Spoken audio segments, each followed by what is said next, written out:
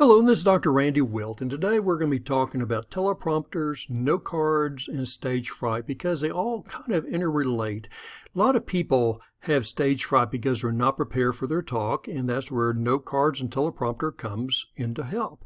Now, the problem is with teleprompters is that we really don't have a lot of access to that. They're primarily used for politicians, and if you're just giving a typical speech, you're not going to have a teleprompter. Very seldom I've ever seen anybody with a teleprompter except for politicians, and typically it's going to be like the president.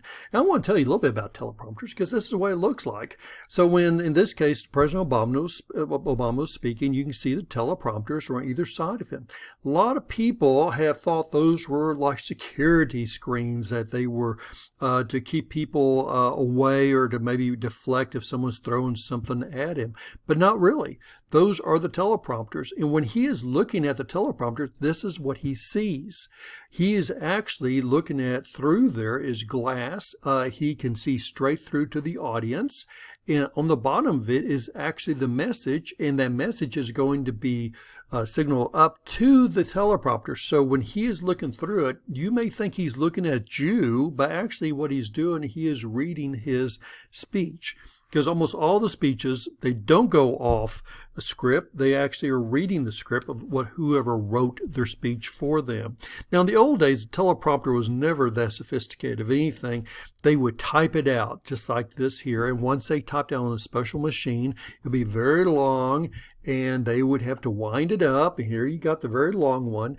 And then it would be on a roller, and it would be above the camera, and it would be rolling. And as it was rolling, the person who's doing the speech would be reading the text on the teleprompter. So actually it was very manual, and you had to keep it going in the sequence of how fast the person would read. Now, you probably remember seeing Ron Burgundy. That was that movie some years back with Will Ferrell, and he actually was saying things like, you know, you stay classy, San Diego, I'm Ron Burgundy. And then the problem is that he would read whatever's on the teleprompter. So people would get so dependent upon the teleprompter that they would read no matter what was on there.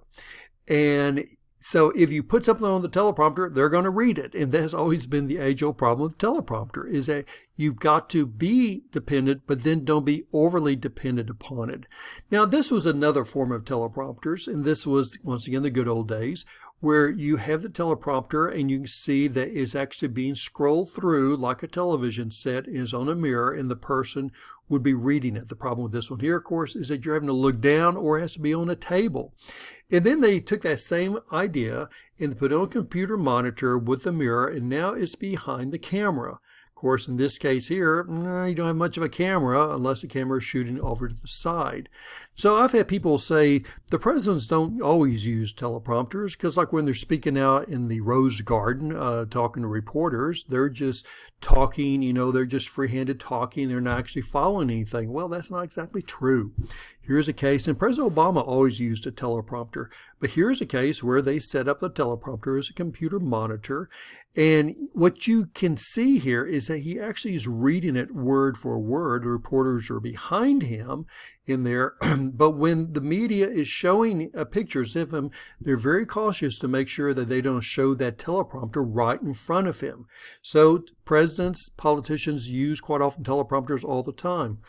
So what do you do if you're in a case where you're doing a speech, or you're maybe at a shopping mall, and you're a candidate running for office, and you cannot set up this teleprompter like we see right here? Well, then you have what's called a covert teleprompter, and here's a good case of it. So you may find someone in the audience has this type of little camera, video camera, and what you don't realize is that that's not really a camera. What that is a teleprompter, and he is close enough to the candidate that the candidate can read it, and the person who's controlling the camera, which there is no camera, is actually moving the teleprompter. So this is what we call the covert teleprompter. And some people just have to have a teleprompter, and that was the case with President Obama. President Bush didn't use them as much, but he used them all the time. President Reagan was probably the one that used it the very least. But as far as we know, every president has been very, very dependent upon the teleprompter. So what if you don't have a teleprompter? What do you do? Well, you're going to use note cards or speaking notes. And here's a classic example of those note cards. And those note cards can have everything on them from just keywords to phrases on there. It has all types of little markings on this. Typically, they're going to be a 5x3 or 6x4, something small enough that you can keep in the palm of your hand. Now, the thing that I've always told people before about note cards is never write on both sides of it because you don't want to flip it over. That makes it, I mean, already people are watching you move your note cards back and forth. So you want to where you can just slip it behind the one and read the next one. The moment you turn it over to the other side, now you've created a action that is distracting the people. Next thing is if you're using note cards and you have a podium, don't stack them in one little stack on the podium. Actually lay them all out as much as you can. If you've got 9 note cards, that's going to be 3 across, 3 down. And that way it's like a sheet of paper. So once again, you don't want to be flipping things at all. Now here's a case of what we call the speaking note outline.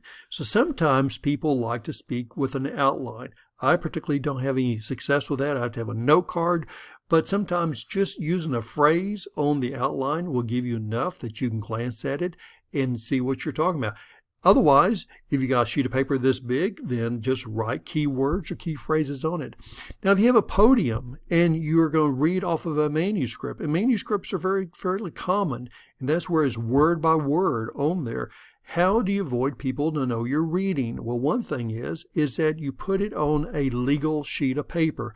Letter is 8.5 by 11 inches tall. Legal is 8.5 by 14 inches tall. Then what you're going to do is you're going to print your text up there in the top half of that sheet of paper, and you're going to do it like in maybe 14 to 16 point font. Do it in Helvetica, something that's easy to read. And then that way, when you put it on the podium, what's going to happen is that you won't be looking down because all the text is at the top part of the paper. Next thing is the text is large enough that you don't have to be close to it. You can stand back, you can actually walk around a little bit, and you can actually see the text on there. Now, some people say, you know, I just don't want to hold anything because it's a distraction. Well, Sarah Palin, if you remember, she was the vice president candidate with John McCain back, I believe it was 2008. She actually would write on her hand. And people say, that's kind of dumb, isn't it? No, actually it's very smart. But there's a couple things you've got to do. Number one, write with black ink. And number two, be careful that you write on your left hand, not your right hand. Let me tell you why. First of all, black ink has carbon in it. Carbon will absorb into your skin and it stays there. It won't really rub off as much as blue ink does. Blue ink does not have carbon in it. So blue ink will smear worse than black ink. They both will smear. Next thing is you put it on your left hand if you're right-handed. If you're left-handed, put it on your right hand for obvious reasons. If you shake someone's hand or if you are rubbing your hands together, you're going to smear it, but you certainly will smear it if you're shaking someone's hand. Now, people have asked me before, they say, can you tell if someone has it written on their hand? Yes, you can. But you've got to be very careful. Your right hand, if you're right-handed, you're moving that more just because that's your tendency. Your left hand, if you're right-handed, you're not going to move as much. So the hand's going to stay still. So people will not see you moving as much. So it's more like a note card. Of course, vice versa if you're left-handed compared to right-handed. Now, I talked a moment ago about those manuscripts. The manuscripts are good. Manuscripts mean that basically you've written it word by word. And this is a very poor example of manuscript because sometimes, you know, if you're going there making all these notes on it, then you just flat need to rewrite the manuscript. But sometimes you will go in there on your manuscripts and you write certain words that you want to really emphasize. In that case, you're going to put little things like underline, emphasis, double underline for more emphasis. A slash would mean a pause. This is what you put on a manuscript. So if you want to emphasize, and I always like King George VI talk before World War II where he says, I come to you, my people, in this grave time. He puts the emphasis on my people, this grave time. He puts those little slashes for pauses in there, the long slash for the longer pause. You can see. So these are little things you put on there. Now, on a manuscript or on note cards or anything, you could literally go in there and put things like smiley faces and little eyes in the little speaker here. That's kind of a complicated item to draw out. What does a smiley face say? The smiley face says that smile. You know, get yourself smiling. My wife used to tell me every time I talked, I looked like I was mad. It's because I wasn't smiling. I was concentrating. So I would write smiley faces. The eye means look at people, get your eye contact up. And of course, that little speaker down there means get louder.